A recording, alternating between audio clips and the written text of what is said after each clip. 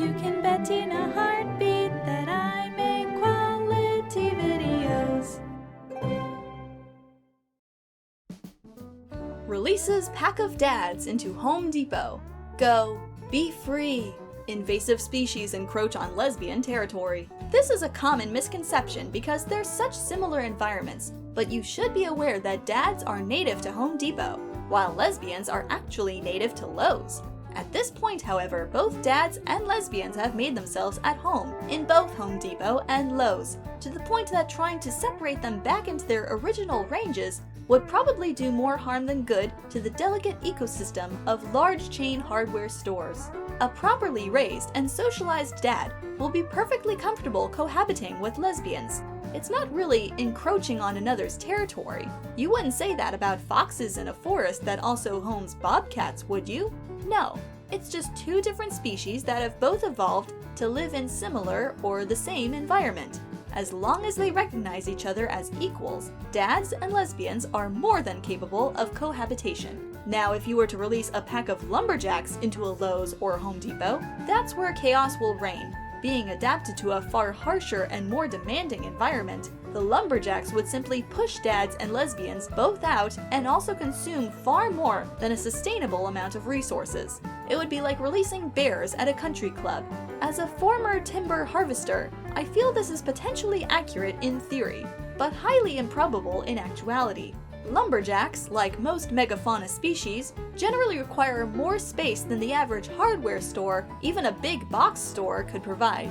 The misconception is that lumberjacks are a social species because of how they often work and live together. This is a matter of necessity, not preference, and a survival technique for thriving under the log boss. A pack of lumberjacks, if not under the environmental pressure of a log boss, will naturally disperse until they each have a wide territory. Lumberjacks rarely fight for territory. One-on-one, a lumberjack could drive out a dad or lesbian. However, the latter tend to travel in social packs. Lumberjacks will passively retreat on the presence of large numbers of people, kind of like Sasquatch. Getting a pack of lumberjacks assembled would be hard enough unless they were forced into a hardware store by a log boss. In that case, they would already be in a heightened and potentially agitated state, far above their natural behavior. This artificial scenario can be likened to a circus animal running amok. If it had been in the wild, the incident would not have occurred. Free-roaming lumberjacks are the cryptids of the hardware ecosystem. They are surprisingly quiet and unobtrusive. Please stop labeling lumberjacks as dangerous roving social predators. They are intermediate-level omnivores and remarkably peaceful unless threatened. As a hardware store worker, I can say that this is all 100% accurate. Now, how in the fuck am I supposed to leave Tumblr when a god tier post like this is just waiting for me daily? Question: where does the art student or DIYer, crafter, or soap maker, or miniaturist, etc., who has ventured into the store for supplies fall into the ecosystem? And what is their impact of said ecosystem? Most of the above are native to craft and hobby stores. Art students historically are native to museums, but having been introduced to hobby stores, have found a niche for themselves and thrived. But all can be seen in hardware stores on occasion due to territorial overlap. They are generally low impact, as they tend to stick to specific small areas and primarily utilize different resources. While a large group of any of them can be disruptive, art students in particular are known to travel in packs, in general they are more likely to have territorial disputes with one another than with the local fauna. A point of clarity: crafter is a bit misleading. While it conjures a specific image, much like fish or reptile, it actually covers a broad array of wildly disparate species, and in general, more descriptive nomenclature is preferred. Fiber artists, in particular, are a genus to watch out for, particularly in groups. Beware a roving pack of domesticated quilters. They fear nothing, will go anywhere, and due to their social nature, will often seek interaction from other species that thrive best in solitude. They are quite friendly and will happily adopt members of other species.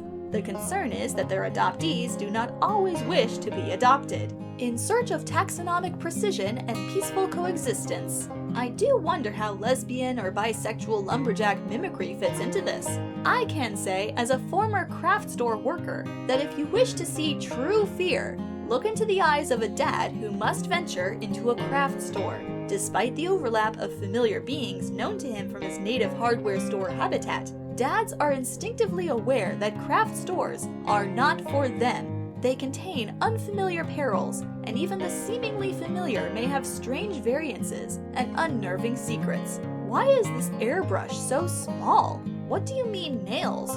Why would you... What? Only experienced silverbacks or the boldest young dads dare venture into a craft store for long without his mate or offspring to keep roving craft ladies at bay and guide him in this strange ecosystem. If a dad enters with his mate and is separated from her, he will often scuttle for the seeming familiarity of woodcrafts, models, or paints, the latter not to be confused with fine arts, unquestioned territory of art students. But he eyes scrapbooking and jewelry with trepidation and will usually venture into those exotic areas only in the company of females of his pack. Lumberjacks are rarely spotted entering craft stores of their own volition, for while they do not fear it as dads do, they know it is an environment unsuited for megafauna such as themselves. Hardware store lesbians generally adapt more easily to craft stores, although they may enlist another lesbian of a subspecies more adapted to that environment to guide them until they find their niche. Lesbians have ever been known to seek the aid of a craft lady, a native fauna that shares similarities with lesbians, but are usually smaller and nimbler to suit their chosen habitat. Dads who witness this are often awed by the lesbian's temerity, for although larger, dads are generally wary of the cunning and dexterous craft ladies, and may mistake their enthusiastic pack greetings as predatory swarming. Craft ladies, secure in their ecological niche, have no fear of interlopers and take the presence of non-native beings in stride, although they may become territorial about scarcer resources. The only true invasive species that threaten craft stores are brides-to-be, who are mere annoyances individually, but like locusts, may descend in hordes and lay waste, leaving swaths of destruction in their wake. Fortunately for the craft ladies, brides-to-be are seasonal and usually only a threat in the spring and early summer. It got better! Is anybody going to address the newly invasive species of bujo enthusiasts into the craft store, art supply store environment? Why aren't we talking about the dangerous proliferation of Luke-term 1917s and the growing threat of dotted moleskins? I had to liberate a dad from a tangle of washi tape in the art supply store the other day, and it wasn't pretty. The natural habitat of journalers was stationery stores, which have been replaced by office supply stores. Not the same. Journalers invade the craft stores and art supply stores to get the markers and washi tape and sakura pens they require for survival. The lore has been updated. Very important and entirely accurate. Now excuse me, I gotta hit Lowe's and Michael's. Another thing to note is all of those habitats must adapt to the seasonal migration of goths. As soon as the faintest hint of spooky can be detected at those stores, goths will arrive in packs. A small pack of goths determined to forage can strip the shelves of a seasonal section bare in 30 minutes. Too important not to reblog.